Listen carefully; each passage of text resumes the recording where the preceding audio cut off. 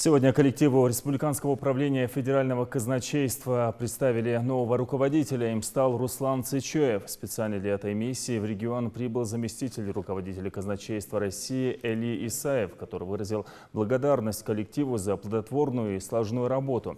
На совещании присутствовал и глава региона Юнусбек Евкуров. Пожелал новому руководителю успеха в работе. Руслан Цичоев в разные годы занимал такие высокие должности, как министр финансов, заместитель председателя правительства, министр труда и социального развития республики и другие. Родился Цичоев в 1959 году в станице Орджоникидзевской. В 1981 году окончил Грозненский нефтяной институт, строительный факультет по специальности промышленное и гражданское строительство.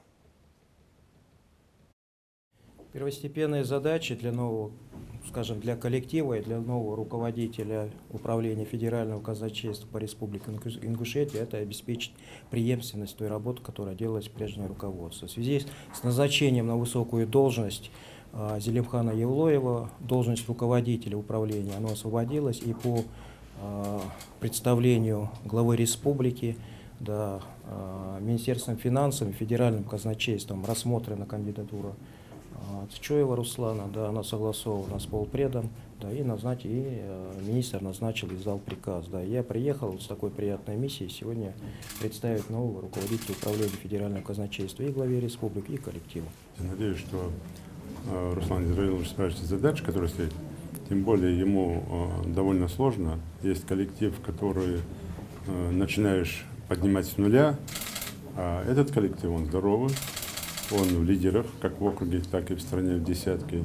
Поэтому задача, как сейчас Илья Бакварич сказал, именно сохранить те традиции, которые есть, и продолжить эту преемственность.